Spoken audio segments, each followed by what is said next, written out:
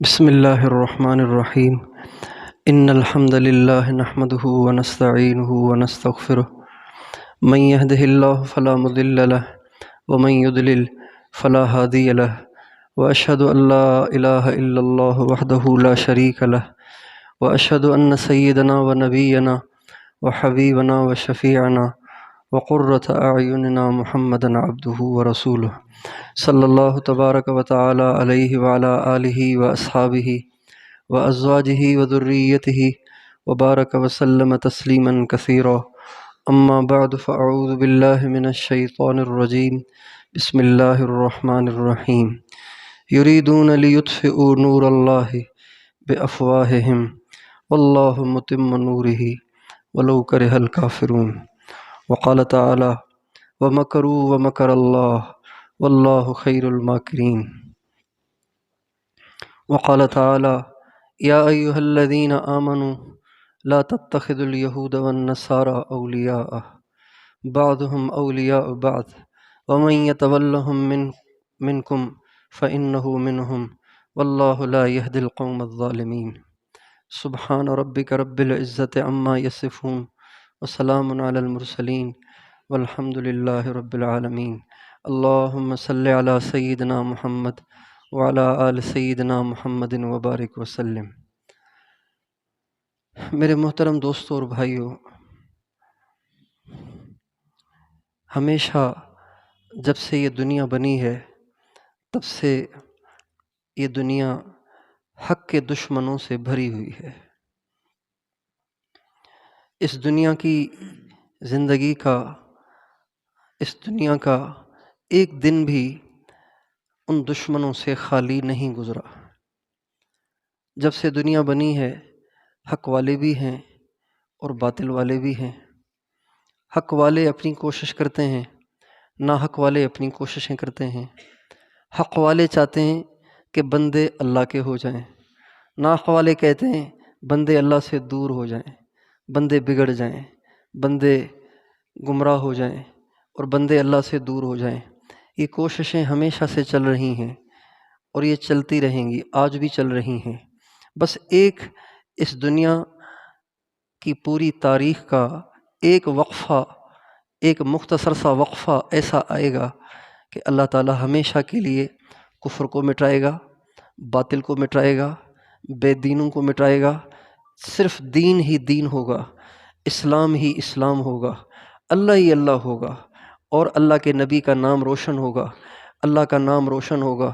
دنیا میں کوئی ایک فرد واحد بھی ایسا نہیں ہوگا جو اللہ کو ناراض کرنے والا ہو. وہ مختصر سا وقفہ تاریخ انسانیت میں اب تک نہیں آیا، وہ آنے والا ہے مگر وہ تھوڑا سا وقفہ ہوگا. اس کے بعد پھر بدماشیاں شروع ہو جائیں گی، برائیاں شروع ہو جائیں گی، دنیا کفر سے بھر جائے گی، یہاں تک کہ ایک شخص بھی اللہ اللہ کہنے والا نہیں رہے گا اور اللہ تعالیٰ اس دنیا کو مٹا دیں گے. وہ جو مختصر سا وقفہ ہے وہ ہے کہ جس میں حضرت امام حسن اور حضرت فاطمۃ الزہرا، حضرت علی المرتضیٰ کی اولاد میں سے ایک نوجوان، ایک جوان کھڑا ہوگا اور وہ دنیا میں ایسے عدل و انصاف کو لائے گا، ایسے حق کو بلند کرے گا. اللہ تعالیٰ اس کے ذریعے سے ایسے حق کو بلند کریں گے کہ اتنا حق اس سے پہلے کبھی بھی بلند نہیں ہوا ہوگا. اور ساری دنیا میں دین ہوگا، اسلام ہوگا، ان کا نام محمد ہوگا، ان کے والد کا نام عبداللہ ہوگا، ان کی والدہ کا نام آمنہ ہوگا اور وہ سید ہوں گے، امام حسن کی اولاد میں سے ہوں گے. انہی کے دور میں دجال آئے گا اور وہ اہل دین کو تنگ کرے گا، پریشان کرے گا، کرتب دکھائے گا، لوگوں کا دین ان سے لوٹنے کی کوشش کرے گا. اللہ تعالیٰ حضرت عیسیٰ علیہ السلام کو دنیا میں اتاریں گے، وہ امام مہدی کے ساتھ مل کر جنگ کریں گے اور دجال اور یہودیوں کا اور سارے نافرمانوں کا خاتمہ ہوگا اور دنیا میں اسلام ہی اسلام ہوگا. لیکن ان سے پہلے پہلے ہمیشہ کفر اسلام کے خلاف اسکیمیں بناتا رہا ہے اور بناتا رہے گا اور آج بھی بنا رہا ہے.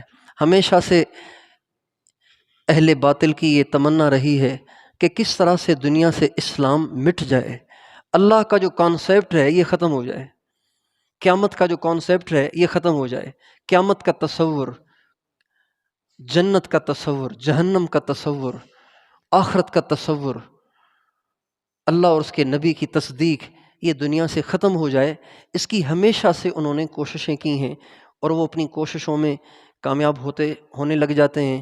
جو ہی وہ کامیاب ہونے لگتے ہیں، اللہ تعالیٰ کسی صاحب حق کو کھڑا کر دیتا ہے جو ان کی ساری محنت پہ پانی پھیر دیتا ہے، ان کی ساری محنت کو برباد کر دیتا ہے۔ آج بھی جس دور میں ہم چل رہے ہیں، ساری دنیا کا کفر جمع ہے، اور وہ اہل اسلام کو اسلام سے ہٹانا چاہتا ہے، دین کو دنیا سے مٹانا چاہتا ہے، ہمارے دل اور دماغ سے آخرت کو نکالنا چاہتا ہے، اللہ کے وجود کو، اللہ کی قدرت کو، اللہ کی کبریائی کو، اللہ پر ایمان کو، اللہ پر یقین کو ہمارے دل دماغ سے وہ مٹانا چاہتا ہے۔ اس کے لیے اس نے ہر زمانے میں مختلف حربے استعمال کیے۔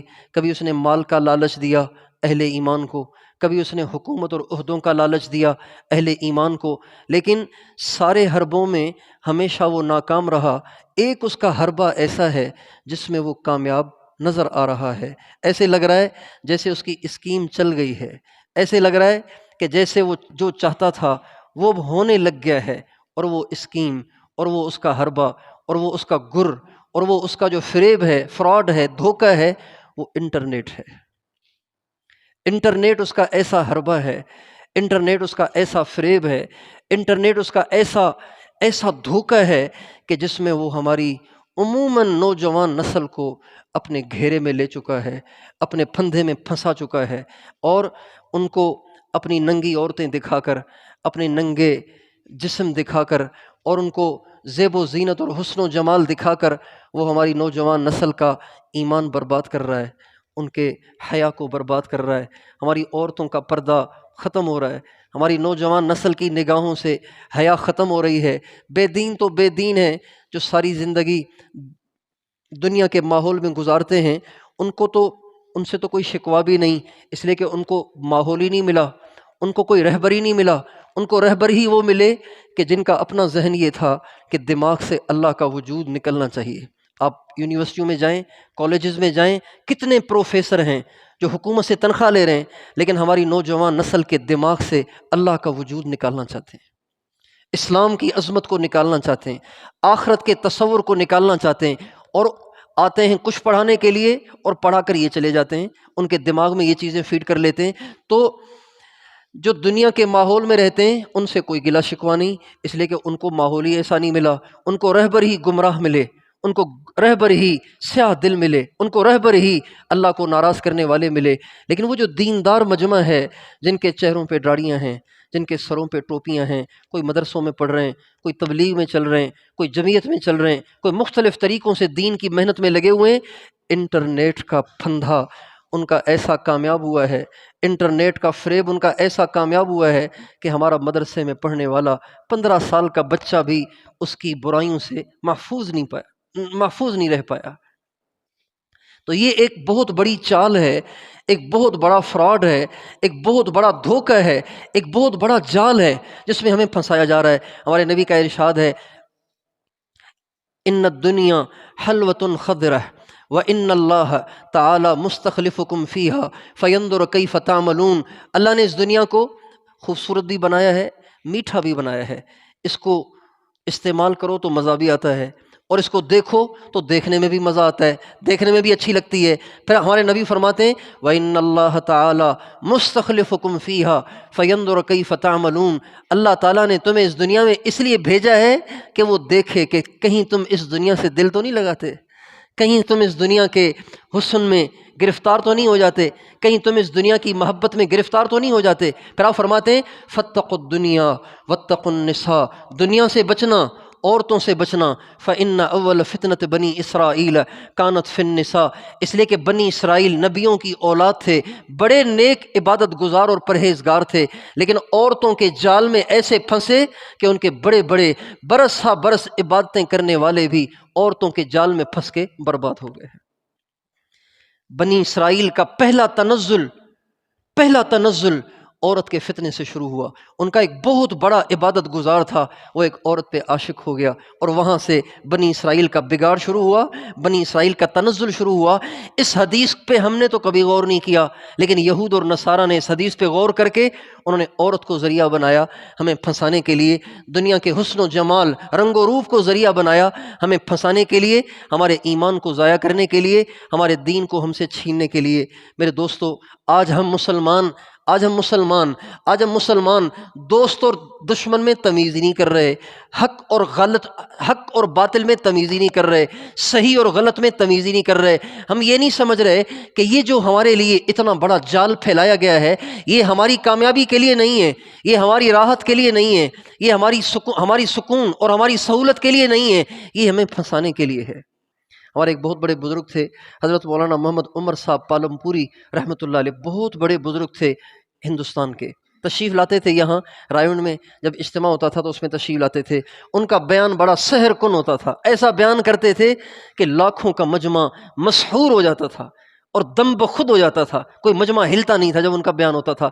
تو وہ عام طور سے ایک مثال دیا کرتے تھے، وہ فرماتے تھے کہ مچھلیاں تیر رہی تھیں دریا میں، تو ایک شکاری آیا مچھلیاں پکڑنے والا، اس نے ایک کنڈھی اور کنڈھی کے اندر ڈوری باندھ لی، رسی باندھ لی، ایک دھاگا، موٹا سا دھاگا باندھ لیا، اور پھر اس کنڈھی کے اندر اس نے ایک گوشت کا ٹکڑا بھی لگا دیا اور اس کو ڈال دیا دریا میں۔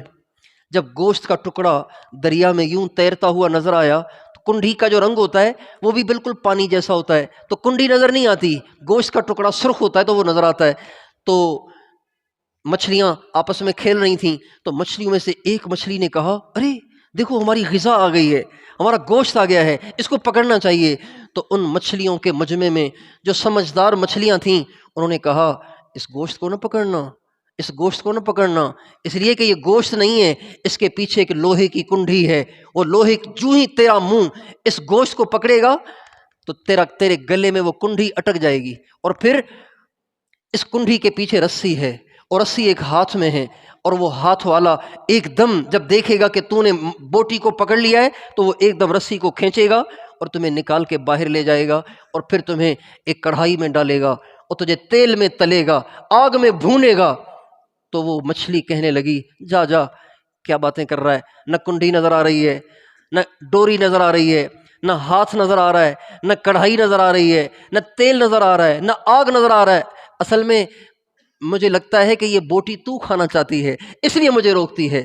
چنانچہ جب وہ مچھلی اس بوٹی میں منہ ڈالتی ہے اور اس کے گلے میں کنڈھی پھنستی ہے، پھر وہ ڈوری کھینچتی ہے، اور پھر وہ ہاتھ والا اس کو کھینچ کر باہر نکالتا ہے اور اس کو کڑھائی میں تلتا ہے، تو پھر وہ چیختی ہے کہ ہائے، وہ جو مجھے کہنے والے نے کہا تھا، کاش میں اس کو تسلیم کر لیتا۔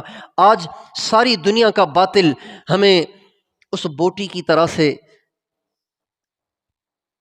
عورت پیش کر کے، ننگی عورتیں پیش کر کے، فلمیں دکھا کر، ڈرامے دکھا کر، ننگی تصویریں دکھا کر آج ہماری نوجوان نسل کو پھنسا رہا ہے، گرفتار کر رہا ہے۔ پھر کیا ہوگا جب یہ سارے گرفتار ہو جائیں گے تو ان کا مسیح آئے گا جس کو دجال کہا گیا ہے، ان کا مسیح آئے گا اور پھر وہ ان سب کو بھونے گا اور تلے گا اور ان کے ایمان کو ختم کرے گا اور ان سے اپنی خدائی کو تسلیم کروائے گا۔ لیکن آج اگر کوئی ممبر رسول پہ بیٹھ کے کوئی مولوی یہ بات کرے تو یہ ماڈرن اور یہ لبرل اور یہ یونیورسٹیوں میں پڑھنے والے نوجوان اور یہ بازاروں میں گھومنے والے اور ٹک ٹاک پہ اپنی راتیں گزارنے والے، فیس بک اور یوٹیوب پہ اپنی راتیں گزارنے والے کہتے ہیں چھوڑو ان مولویوں کو، ان کو کچھ پتہ ہی نہیں ہے، بس ان کو قبر کی پڑی رہتی ہے، آخرت کی پڑی رہتی ہے، جہنم اور جنت کی پڑی رہتی ہے۔ ارے یہی دنیا ہے، جو کچھ کرنا ہے یہی کر لو۔ ہمارے نبی کا ارشاد ہے کہ ان لکل امت فتنۃ وفتنۃ امتی النساء، آپ نے فرمایا ہر امت کے لیے ایک فتنہ ہے، ایک روایت میں مالوی ہے، ایک روایت میں عورتیں بھی ہے۔ ہمارے نبی کا ارشاد ہے ہر امت کے لیے ایک فتنہ تھا، میری امت کے لیے فتنہ عورتیں ہیں۔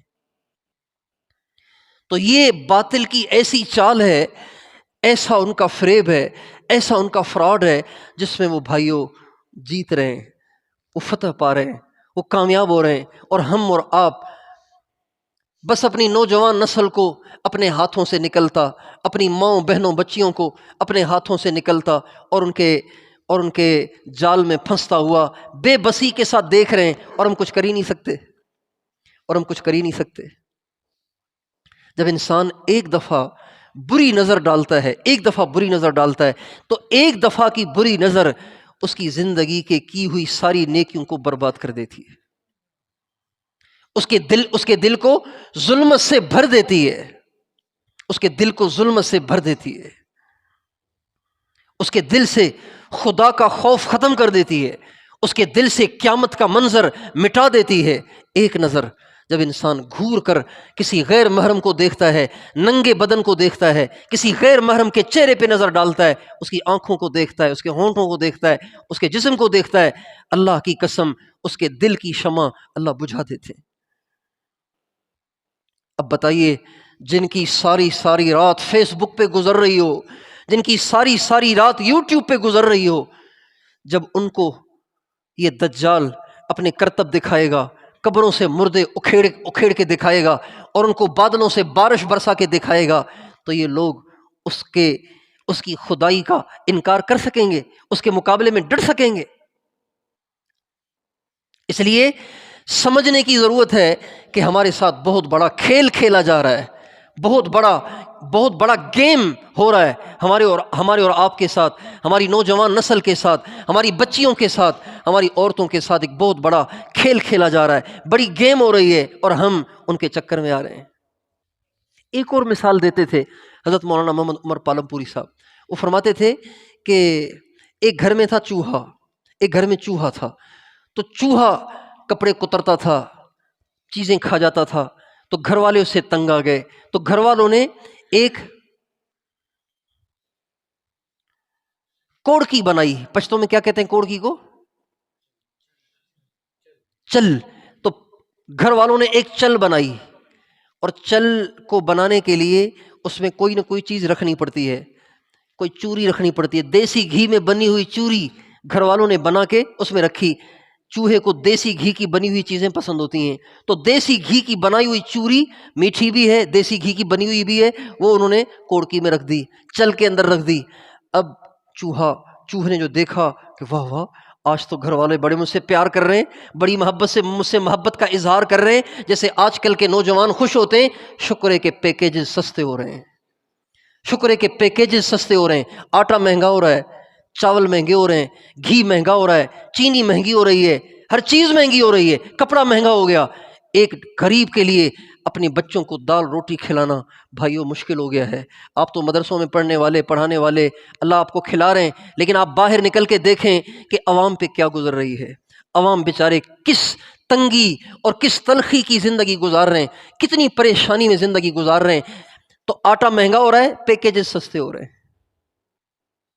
ہم جب پڑھتے تھے تو موبائل نہیں تھا، موبائل تھا ہی نہیں، پی ٹی سی ایل بھی تھوڑا تھوڑا تھا، کہیں کہیں تھا، تو پی ٹی سی ایل سے ہم بات کرتے تھے 1 منٹ 5 روپے کا 1 منٹ، اور یہ اس دور میں جبکہ لاہور سے سندھ کا کرایہ، لاہور سے حیدرآباد کا کرایہ 150 روپے ہوا کرتا تھا، 200 روپے ہوا کرتا تھا، 5 روپے 1 منٹ۔ آج آپ 4 روپے خرچ کریں، 4 روپے میں آپ کو ساری رات نیٹ فری، ساری رات آپ کو کالیں فری، میسیجز فری، 4 روپے خرچ کریں تو چوہے نے کہا کہ آج تو بڑا پیار کر رہے ہیں میرے سے، میرے لیے دیسی گھی کی بنی ہوئی چوری، چونکہ دیسی گھی کی خوشبو بھی دور سے آتی ہے اور چوہے کی قوت شامہ بھی بڑی تیز ہوتی ہے، تو اس نے دیکھا تو وہ آگے بڑھا اس چوری کو کھانے کے لیے، لیکن اس کم بخت کو پتہ نہیں چلا کہ اس چوری کے پیچھے کیا ہے۔ چنانچہ جو ہی اس نے چل پہ پاؤں رکھا، کوڑکی پہ پاؤں رکھا چوری کو کھانے کے لیے، تو ایک دم اوپر سے ایک موٹا سا تار آ کے اس کی گردن پہ پڑا اور وہ اس میں پھنس گیا۔ اب وہ نکلنے کے لیے بڑی کوشش کر رہا ہے لیکن نہیں نکل پا رہا، اور پھر کیا ہوتا ہے کہ بچے اس کوڑکی چل کے اندر رسی باندھتے ہیں اور اس کو گلیوں میں گھماتے ہیں، اور وہ اندر پھنسا ہوا ہوتا ہے، اس کی آنکھیں پھٹی ہوئی ہوتی ہیں، اس کا منہ کھلا ہوا ہوتا ہے، اور وہ زبان حال سے یہ کہہ رہا ہوتا ہے کہ لوگوں کبھی چوری کے پیچھے نہ پڑنا، اس لیے کہ چوری کے پیچھے پڑنے والے کا یہ حشر ہوتا ہے۔ تو آج فیس بک کی چوری نے، یوٹیوب کی چوری نے، ٹک ٹاک کی چوری نے، ننگی عورتیں، ننگی فلمیں، غیر محرموں کا ناچ اور ان کا ڈانس اور ان کے گانے، یہ ایک خوبصورت چوری بن گئی ہے ہماری نوجوان نسل کو پھنسانے کے لیے، ہماری عورتوں کو پھنسانے کے لیے، اور ہماری ساری نوجوان نسل کھرب اربوں کی تعداد میں اس میں پھنس رہی ہے، اربوں کی تعداد میں اس میں پھنس رہی ہے۔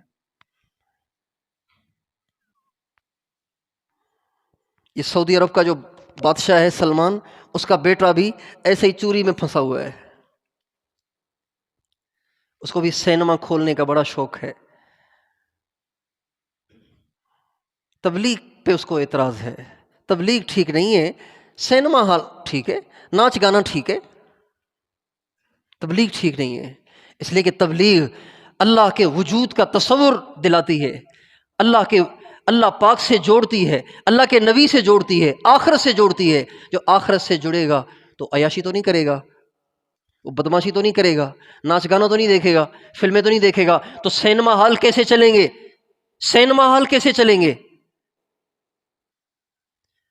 اگر سارے ہی چلہ لگا لیں، سارے ہی 4 مہینے لگا لیں تو سینما ہالوں میں کون آئے گا؟ لہذا تبلیغ ٹھیک نہیں ہے۔ میرے بھائیوں، آپ اکثر نوجوان ہیں، میں آپ سے ہاتھ جوڑ کے درخواست کرتا ہوں، فیس بک سے بچو، یوٹیوب سے بچو، ٹک ٹاک سے بچو، بڑے موبائل سے ہی بچو، بڑے موبائل سے ہی بچو۔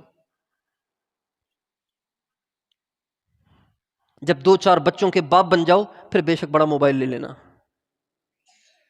مگر پھر بھی بچنا، اس لیے کہ میں نے بوڑھوں کو بھی فلمیں دیکھتے سنا ہے، بوڑھے بھی فون کرتے ہیں کہ جی بد نظری ہو جاتی ہے، کیا کریں؟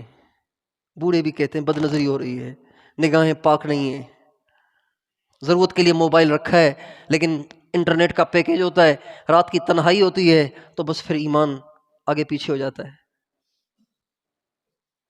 اس لیے آپ سب سے درخواست ہے، حق اور ناحق کے درمیان تمیز کریں، دوست اور دشمن کو پہچاننے کی کوشش کریں، یہ ضرور سوچیں کہ یہ ہمارے ساتھ ہمدردی ہے یا یہ ہماری بدخواہی ہے، یہ ہماری خیر خواہی ہے یا بدخواہی ہے، یہ ہمارے نفع کی بات ہے یا یہ ہمارے نقصان کی بات ہے۔ اپنی زندگی تقوی کے ساتھ گزاریں، پرہیزگاری کے ساتھ گزاریں، اللہ کو راضی کرتے ہوئے گزاریں، اللہ کی محبت کا مزہ چکھنے کی کوشش کریں۔ خدائے پاک کی قسم، اللہ پاک کی محبت میں جو مزہ ہے وہ کسی اور عیاشی میں نہیں ہے۔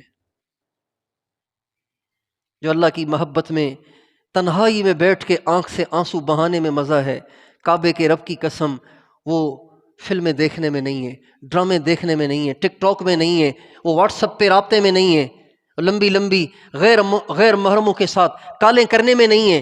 جو مزہ اللہ کی محبت میں رونے میں ہے، جو حضور کی محبت میں رونے میں ہے، جو نماز میں مزہ ہے۔ ہمارے نبی کا ارشاد ہے، جعلت قرۃ عینی فی الصلاۃ، میری آنکھوں کی ٹھنڈک نماز میں ہے۔ یعنی میں جب نماز پڑھتا ہوں میری آنکھیں ٹھنڈی ہو جاتی ہیں۔ جیسے جن کو اپنے بچوں سے زیادہ پیار ہوتا ہے نا، سارا دن تھکے تھکائے کاروبار سے واپس آتے ہیں، جب چھوٹے چھوٹے بچے ابو ابو کہہ کے ان کی طرف دوڑتے ہیں، ان کی آنکھیں ٹھنڈی ہو جاتی ہیں، ان کے دل کا سارا بوجھ اتر جاتا ہے۔ ہمارے نبی فرماتے ہیں جیسے چھوٹے معصوم بچوں کو دیکھ کر تھکے تھکائے باپ کی تھکاوٹ اتر جاتی ہے، میری تھکاوٹ سجدے سے اترتی ہے، رکوع سے، نماز سے اترتی ہے۔ اسی وجہ سے حضرات صحابہ کرام بعض صحابہ کرام کی ساری رات قیام میں گزرتی تھی۔ اللہ تعالیٰ فرماتے ہیں تراہم رکعاً سجدا یبتغون فضلا من اللہ ورضوانا۔ اے میرے نبی، جب آپ میرے نبی کے اے مخاطب، جب آپ میرے نبی کے صحابہ کو دیکھیں گے تو کوئی رکوع میں ہوگا، کوئی سجدے میں ہوگا۔ والذین یبیتون لربہم سجدا وقیاما، وہ لوگ ہیں جن کی ساری رات سجدے میں گزرتی ہے، قیام میں گزرتی ہے۔ اب تو یہ سعادت مدرسے میں پڑھنے والوں کو بھی نصیب نہیں ہے، ہم 4 مہینے سال والوں کو بھی نصیب نہیں ہے۔ کانوا قلیلا من اللیل ما یہجعون وبالاسحار هم یستغفرون. یہ لوگ بڑے عظیم الشان تھے، رات کو سوتے تھوڑا تھے، جاگتے زیادہ تھے. اور جب تہجد کا وقت ہوتا تھا تو وہ اٹھ کے اللہ سے اپنے گناہوں کی معافی مانگتے تھے. وبالاسحار هم یستغفرون.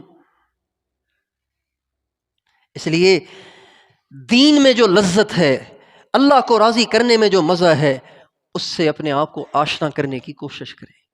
ان گندی لذتوں میں نہ جائیں، حقیقی لذتوں کو حاصل کرنے کی کوشش کریں، ایمان کی حلاوت کو حاصل کرنے کی کوشش کریں. اللہ کے نبی سے محبت کی جو حلاوت ہے کچھ نہ پوچھو.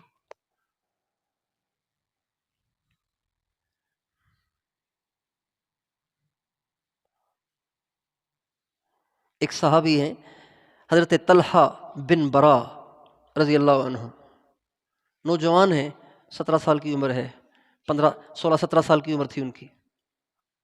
ایک دفعہ آپ علیہ السلام کی مجلس میں بیٹھے ہوئے تھے. آپ علیہ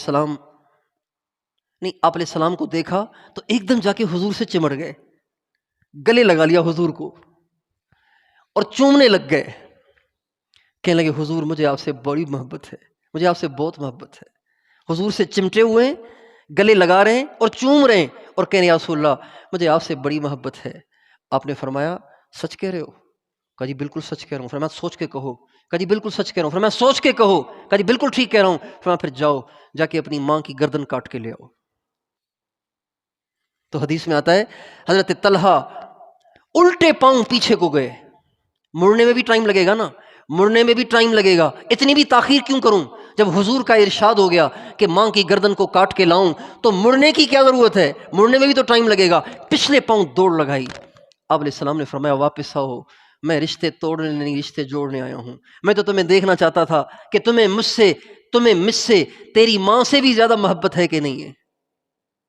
ایک دفعہ بیمار ہو گئے.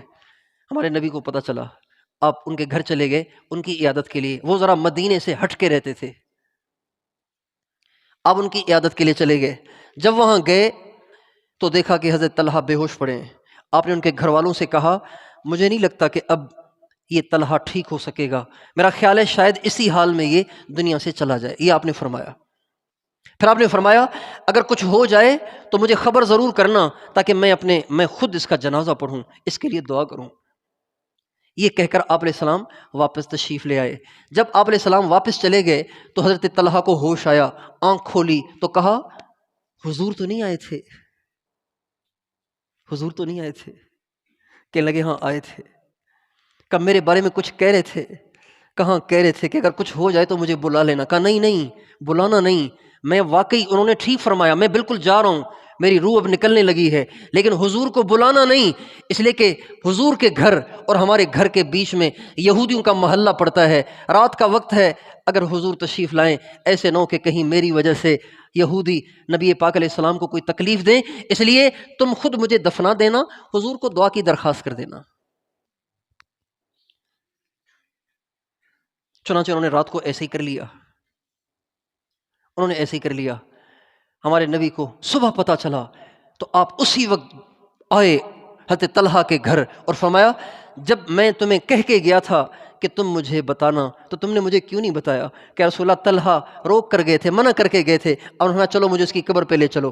آپ وہاں قبر پہ گئے، آپ نے دونوں ہاتھ آسمان کی طرف اٹھائے اور فرمایا اللہم الق طلحہ تضحک الیہ ویضحک الیک. اے اللہ طلحہ تیرے پاس آ رہا ہے، اے اللہ اس سے ایسے ملاقات کر کہ تو اس کو دیکھ کے ہنس رہا ہو، یہ تجھے دیکھ کے ہنس رہا ہو.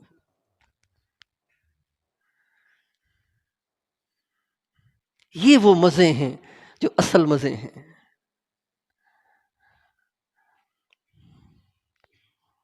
اس لیے میں بھی آپ بھی اس کی نیت کریں کہ اب ہم دشمنوں کی چال چلنے نہیں دیں گے، دشمنوں کی چال چلنے نہیں دیں گے. تیار ہیں اس کے لیے؟ کون کون دشمن کی چال کو فیل کرے گا؟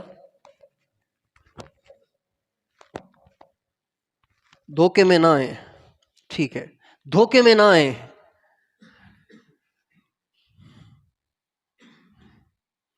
یہ چوری بڑی لذیذ ہے لیکن اس کے پیچھے چل بھی ہے.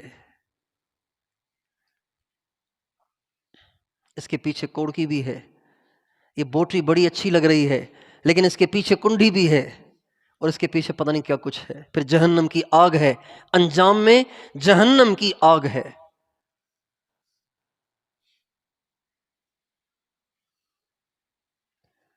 اصل میں ہم قرآن نہیں پڑھتے نا، قرآن نہیں پڑھتے ہم۔ اللہ تعالیٰ قرآن پاک میں فرماتے ہیں یریدون لیطفئوا نور اللہ بافواہہم، یہ لوگ ہمیشہ سے یہ چاہتے ہیں کہ اللہ کے نور کو اپنی پھونکوں سے بجھا دیں۔ پھر آگے اللہ عجیب بات فرماتے ہیں، یہ جو اگلا ٹکڑا ہے نا آیت کا، یہ ہمارے لیے بہت بڑا آسرا اور بہت بڑی تسلی ہے۔ یریدون لیطفئوا نور اللہ بافواہہم واللہ متم نورہ ولو کرہ الکافرون، کافر نہیں چاہتے کہ دین پھیلے، لیکن اللہ کہتے ہیں میں نے ارادہ کر رکھا ہے کہ اسے پھیلانا ہے۔ تو بھائیو دین پھیلنا ہے، ساری دنیا میں حق کا بول بالا ہونا ہے، اور زیادہ عرصہ نہیں ہے، بہت تھوڑا عرصہ رہ گیا ہے، بہت تھوڑا عرصہ رہ گیا ہے، بہت تھوڑا عرصہ رہ گیا ہے، بہت تھوڑا عرصہ رہ گیا ہے۔ بس اس بات کی فکر رکھیں کہ کہیں ہم اہل باطل کے حامی نہ بن جائیں، کہیں ہم اہل حق کے مخالف سمت میں نہ کھڑے ہو جائیں۔ اس کی ہم اللہ سے دعا بھی کریں، اس کی کوشش بھی کریں۔ اللہ ہمیں اہل حق کا حامی بنائے، اہل شر کا حامی نہ بنائے، اہل باطل کا حامی نہ بنائے۔ اگر ہم نے اپنے آپ کو برائی سے نہ بچایا، بے حیائی بدکاری سے نہ بچایا، تو بھائیو پھر ہم بھی انہی کی صفوں میں کھڑے ہوں گے۔ اللہ تعالیٰ فرماتے ہیں یا ایھا الذین آمنوا لا تتخذوا اليہود والنصارى اولیاء، اے ایمان والو یہودیوں عیسائیوں سے یاریاں نہ لگاؤ، ان کو اپنا دوست نہ بناؤ، ان کو اپنا ہمدرد مت سمجھو، ان کو اپنا خیر خواہ مت سمجھو۔ بعضهم اولیاء بعض، یہ آپس میں بڑے پکے یار ہیں، ان کی آپس میں بہت بنتی ہے۔ وَمَن يَتَوَلَّهُم مِّنكُمْ فَإِنَّهُ مِنْهُمْ، جو ان سے یاریاں لگائے گا وہ ہم میں سے نہیں، ان میں سے ہے، یہ قرآن کہہ رہا ہے۔ وَمَن يَتَوَلَّهُم مِّنكُمْ فَإِنَّهُ مِنْهُمْ، جو ان سے یاریاں لگائے گا وہ ان میں سے ہے، مسلمانوں میں سے نہیں ہے۔ وَاللَّهُ لَا يَهْدِي الْقَوْمَ الظَّالِمِينَ، یہ ظالم ہے، اللہ ظالم کو ہدایت نہیں دیتا۔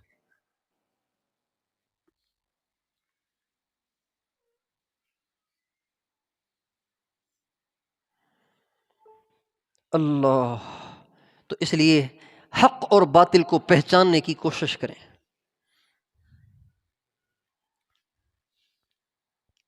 صحیح اور غلط میں تمیز کریں، کیا ہمدردی ہے اور کیا بدخواہی ہے، اس کو پہچاننے کی کوشش کریں۔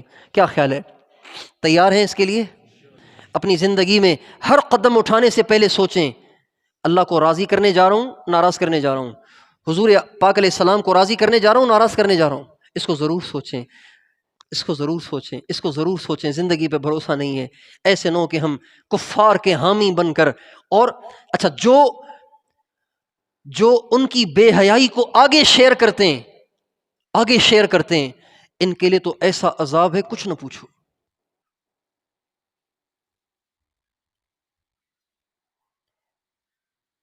ادھر سے بے حیائی آئی اور آگے شیئر کر دی، گروپ میں شیئر کر دی،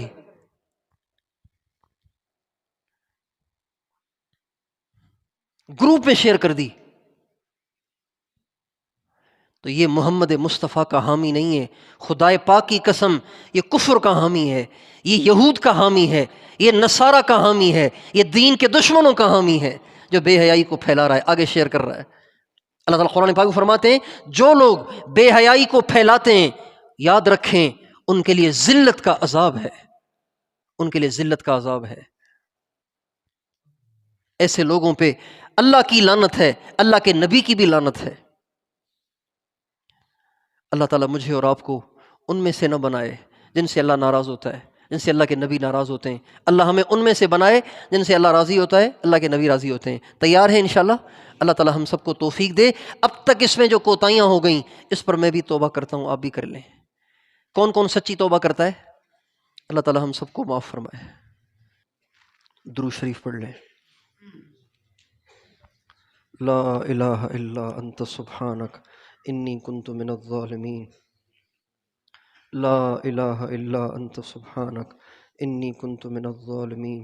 اللہم صلی علی سیدنا محمد وعلی آل سیدنا محمد وبارک وسلم۔ اللہم صلی علی سیدنا محمد وعلی آلہ واصحابہ وازواجہ وذریتہ وعلی احبابہ واتباعہ بإحسان الی یوم الدین۔ یا ارحم الراحمین، یا ارحم الراحمین، یا ارحم الراحمین، یا ذا الجلال والاکرام، یا ذا الجلال والاکرام، یا ذا الجلال والاکرام، یا حنان، یا منان، یا رحمان، یا رحیم۔ اے اللہ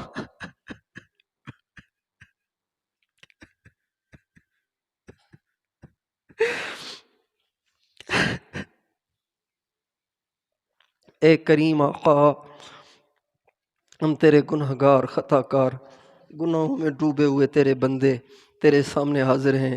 اے اللہ اپنے گناہوں کی معافی چاہتے ہیں، اپنے کرم سے ہمارے گناہوں کو معاف فرما دے۔ اے اللہ اپنے کرم سے ہمارے گناہوں کو معاف کر دے۔ اے اللہ ہم ظاہر میں اچھے ہیں، اے اللہ اندر میں بڑے گندے ہیں۔ اے اللہ ظاہر میں تو بڑے اچھے ہیں، اے اللہ اندر میں بڑے گندے ہیں۔ ہمارا سارا وجود گناہوں سے بھرا پڑا ہے، ہماری نگاہیں ناپاک ہیں، ہماری زبانیں ناپاک ہیں، ہمارے کان ناپاک ہیں، ہمارا سارا وجود گندا ہوا پڑا ہے۔ اے مالک الملک، دھوبی کے گھاٹ پہ تو گندے کپڑے ہی آتے ہیں، اے اللہ ہم تیری رحمت کے گھاٹ پہ اپنے گندے وجود کو لے کر آئے ہیں۔ اے اللہ اپنے کرم سے ہمارے سارے وجود کو گناہوں سے پاک کر دے، ہمیشہ کے لیے گناہوں سے نجات دے دے، ہمیشہ گناہوں سے پاک زندگی عطا فرما دے۔ اے اللہ وہ بھی تو تیرے بندے تھے جو 40 سال اے اللہ برائی لکھنے والے فرشتے کو برائی لکھنے کا موقع نہیں دیتے تھے۔ اے اللہ وہ بھی تو تیرے ایسے پاک بندے تھے، اے اللہ ان کو بھی تو پاک تو نے ہی بنایا تھا۔ اے اللہ جس کرم سے اے اللہ جس کرم سے، جس تیرے کرم اور فضل سے وہ گناہوں سے بچ گئے، اے اللہ وہ فضل کرم ہم پہ بھی فرما دے۔ اے اللہ ہم سب پہ فرما دے، اس ساری نوجوان نسل پہ فرما دے، اپنے محبوب کی ساری امت پہ فرما دے۔ اے اللہ تیرے محبوب کی امت، اے اللہ تیرے محبوب کی امت اے اللہ کھلونا بن گئی ہے، شیطان کا کھلونا بن گئی ہے، یہود اور نصارہ کا کھلونا بن گئی ہے۔ اے اللہ فٹ بال کی طرح سے وہ انہیں کک مارتے رہتے ہیں، اے اللہ ان کو اچھالتے رہتے ہیں۔ اے اللہ ہماری نوجوان نسل کو سمجھ نہیں آ رہی کہ کتنے بڑے دھوکے میں جا رہے ہیں، کتنے بڑے نقصان میں جا رہے ہیں، کتنا بڑا گھاٹا ہے، کتنی بڑی تباہی ہے۔ اے مالک الملک ہماری ساری نوجوان نسل کو سمجھ دے دے، اے اللہ حق اور باطل کی تمیز دے دے، اپنے پرائے کی تمیز دے دے، دشمن دوست کی تمیز دے دے، اے اللہ کفر اور اسلام کی تمیز دے دے، نفع اور نقصان کی تمیز دے دے۔ اے مالک الملک ساری دنیا میں اسلام کا بول بالا فرما، کفر کا منہ کالا فرما۔ اے اللہ دعوت کے کام کی حفاظت فرما، دعوت کے کام کی حفاظت فرما، دعوت کی ساری رکاوٹیں اپنے کرم سے دور فرما۔ اے اللہ مدارس دینیہ کی حفاظت فرما، پڑھنے پڑھانے والوں کو اپنے مقربین میں شامل فرما۔ اے اللہ تعلیم اور تربیت کا نظام اعلیٰ سے اعلیٰ بنا۔ اے اللہ تمام خانقاہوں کی حفاظت فرما، جن خانقاہوں میں تیرا نام سکھایا جاتا ہے، اے اللہ تیری معرفت کا سبق پڑھایا جاتا ہے، اے اللہ ان خانقاہوں کی حفاظت فرما۔ اے اللہ جو خانقاہیں اجڑ گئی انہیں دوبارہ آباد فرما۔ اے اللہ سہارنپور کی خانقاہ، گنگوہ کی خانقاہ، تھانہ بھون کی خانقاہ، رائے پور کی خانقاہ، اے اللہ ہمارے سارے اکابر کی خانقاہوں کو تا قیام قیامت آباد فرما۔ اے اللہ ہر جگہ خانقاہیں قائم فرما، مردہ دل لیے پھر رہے ہیں، اے اللہ ہر جگہ خانقاہیں قائم فرما جہاں تیرے بندے مردہ دل زندہ کیا کریں۔ اے اللہ اپنے اندر کی خرابیاں ختم کیا کریں، تجھ سے تعلق کو مضبوط کیا کریں۔ اے اللہ ہر جگہ خانقاہیں قائم فرما۔ اے اللہ ہمارے حضرت شیخ مولانا زکریا صاحب یہ غم سینے میں لیے قبر میں چلے گئے، اے اللہ یہ غم سینے میں لیے قبر میں چلے گئے کہ ہر شہر میں خانقاہ ہو، ہر علاقے میں خانقاہ ہو، اے اللہ سالکین کا اس طرف رجوع ہو۔ اے مالک الملک وہ تو چلے گئے، اے اللہ ان کے خواب کو پورا فرما، ان کی آرزو کو پورا فرما۔ اے اللہ جگہ جگہ خانقاہیں قائم فرما، اے اللہ تمام اہل حق کو اس کی طرف رجوع عطا فرما۔ اے اللہ اس سارے مجمع پہ رحم و کرم فرما، تمام اہل حق کی حفاظت فرما، اقامت دین کی کوششوں کو کامیاب بنا۔ اے اللہ دین کے دشمنوں کو ہدایت عطا فرما۔ اے اللہ جو مسلمانوں کے اور اسلام کے دشمن ہیں، اے اللہ اگر ان کے مقدر میں ہدایت نہیں ہے، اے اللہ ان کو دفع اور دور فرما، ان کے شر سے ہم سب کی حفاظت فرما، ساری امت مسلمہ کی حفاظت فرما۔ فرما۔ اے اللہ ہمارے اس پیارے ملک کی حفاظت فرما، اس ملک کی سرحدات کی حفاظت فرما۔ اے اللہ اس ملک کے چپے چپے پہ دین کو زندہ فرما، اس کے سارے بحران ختم فرما، مہنگائی ختم فرما، بے حیائی ختم فرما، بے پردگی ختم فرما، بے روزگاری ختم فرما۔ اے اللہ غریب اپنے بچوں کو دال روٹی کھلانے کے لیے بے چین اور بے قرار ہے، پریشان ہے۔ اے مالک الملک ہم سب کو، سارے مسلمانوں کو اپنی ذات کے سوا کسی کا محتاج نہ بنا اللہ، کسی کا محتاج نہ بنا اللہ، کسی کا محتاج نہ بنا۔ غیر کی محتاجی کی ذلت سے بچا، اپنی محتاجی کی عزت عطا فرما۔ اے اللہ بیماروں کو صحت اور عافیت عطا فرما، مقروضوں کے قرضے اتار دے، بے روزگاروں کو حلال روزگار دے دے۔ اے اللہ بے اولادوں کو نیک صالح اولاد دے دے، جن کی اولادیں بگڑ گئی ان کو نیک صالح بنا دے۔ اے اللہ ہمارے بچوں کو قرآن پاک کا حافظ بنا، عالم ربانی بنا، دین کا دائی بنا، ولی کامل بنا، کروڑوں کی ہدایت کا ذریعہ بنا۔ اے اللہ کروڑوں کی ہدایت کا ذریعہ بنا۔ اے اللہ ہمیں، ہماری نسلوں کو، رشتہ داروں کو، متعلقین کو، ہم سب مسلمانوں کو اے اللہ دجال کے فتنے سے بچا۔ اے اللہ دجال کے فتنے سے بچا۔ اے اللہ دجال کے فتنے سے بچا۔ اے اللہ اہل دل کہہ رہے ہیں کہ اس کا خروج قریب ہو گیا ہے، مگر ہمارا ایمان اے اللہ اس کی ہمت نہیں رکھتا، ہمارے ایمان میں اس کی اے اللہ ہمارے ایمان میں اس کا تحمل نہیں ہے۔ اے اللہ ہم تو 4 پیسے آتے دیکھ کر ڈگمگانے لگ جاتے ہیں۔ اے اللہ غیر محرم کے سامنے سے گزرنے سے ہمارے ایمان کی شمع بجھنے لگ جاتی ہے۔ اے اللہ انٹرنیٹ کو بھی ہم اے اللہ برداشت نہ کر سکے۔ اے مالک الملک دجال تو دنیا کا سب سے بڑا فتنہ ہے۔ اے اللہ ہم سب کو، ہماری نسلوں کو، متعلقین، محبین، سارے مسلمانوں کو دجال کے فتنے سے بچا۔ امام مہدی اور حضرت عیسیٰ علیہ السلام کا ادنا خدمت گزار بننے کا شرف عطا فرما، بالمشافہ ملاقات کا شرف عطا فرما۔ اے اللہ بے قصور قیدیوں کو عافیت سے آزاد فرما، بے قصور قیدیوں کو عافیت سے آزاد فرما، بے قصور قیدیوں کو عافیت سے آزاد فرما۔ جو جہاں پریشان ہے اے اللہ اپنے کرم سے اس کی پریشانیاں دور فرما۔ اس مدرسے کو دن دگنی رات چگنی ترقی عطا فرما، طلباء کو بھی قبول فرما، اساتذہ کو بھی قبول فرما۔ حضرت محتمم صاحب کی زندگی میں برکت عطا فرما۔ اے اللہ ان کو اپنے مقربین میں شامل فرما۔ تمام مدرسین کرام کی زندگیوں میں برکت دے، ان کے اہل و عیال میں برکت دے، ان کی آنکھوں کو اہل و عیال کے بارے میں ٹھنڈا فرما۔ اے اللہ اس مدرسے کو ایک عظیم شان تربیت گاہ بھی بنا، درس گاہ بھی بنا، تربیت گاہ بھی بنا، درس گاہ بھی بنا۔ اس پورے علاقے کو دین کا مرکز بنا، علم دین کا مرکز بنا، دعوت کا مرکز بنا، روحانیت کا مرکز بنا۔ یہاں کی ساری بے دینی کو ختم فرما، نوجوان نسل کی آنکھیں کھول دے۔ اے اللہ نوجوان نسل کو ہوش میں لے آ، ہماری ماؤں بہنوں بچیوں کو ہوش میں لے آ۔ اے اللہ ان کو انٹرنیٹ سے نفرت دے دے، ان کو بے حیائی سے نفرت دے دے، اے اللہ بے دینی سے نفرت دے دے۔ اے اللہ جو خیریں ہمارے آقا نے آپ سے مانگی ان میں سے ہمیں بھی وافر حصہ عطا فرما، جن شرور سے ہمارے آقا نے پناہ مانگی ہمیں بھی ان سے پناہ عطا فرما۔ اے اللہ جو دعائیں مانگی وہ بھی قبول فرما، جو نہ مانگ سکے مانگنی چاہیے تھیں اے اللہ وہ بھی قبول فرما۔ ہماری دعاؤں کو اپنے محبوب علیہ السلام کی دعاؤں کے طفیل قبول فرما، آمین۔ وصلی اللہ علی النبی الکریم وعلی آلہ وصحبہ اجمعین برحمتک یا ارحم الراحمین۔